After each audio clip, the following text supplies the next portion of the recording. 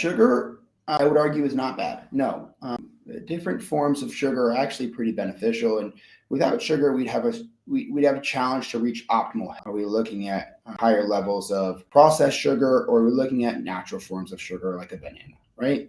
And so with the natural forms of the sugar, you're going to have better fiber content. You're going to have better utilization of that sugar, and it's getting processed in a way that actually is beneficial. In the hyper simplified form, like high fructose corn syrup, it's going to be dumping a ton of material waste into the gastrointestinal system, kind of like an ecosystem. It's almost like putting a forest fire into that ecosystem, and it's going to create a disruption in the normal microbial growth inside the gastrointestinal system. It's going to disrupt the immune response, and it's going to trigger a lot of the interplay of those microbes with things like neurotransmitters. So we know that the gut and the microbes in the gut are going to make a large percentage of your mood status. So your dopamine, your serotonin, and a lot of those neurotransmitters are going to be affected by the sugar content that you actually ingest. So sugar has this double-edged sword. It makes you feel good, very temporary,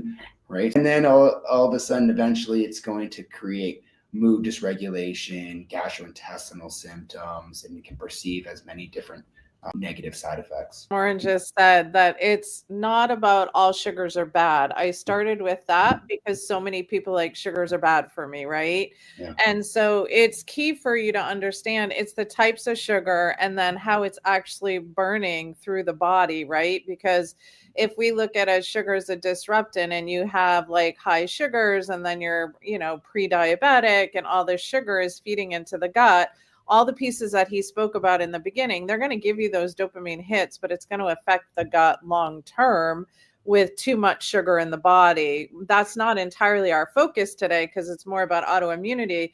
But I want you guys to hear it because everybody is like, sugar's bad for you. It's not sugar. It's actually the type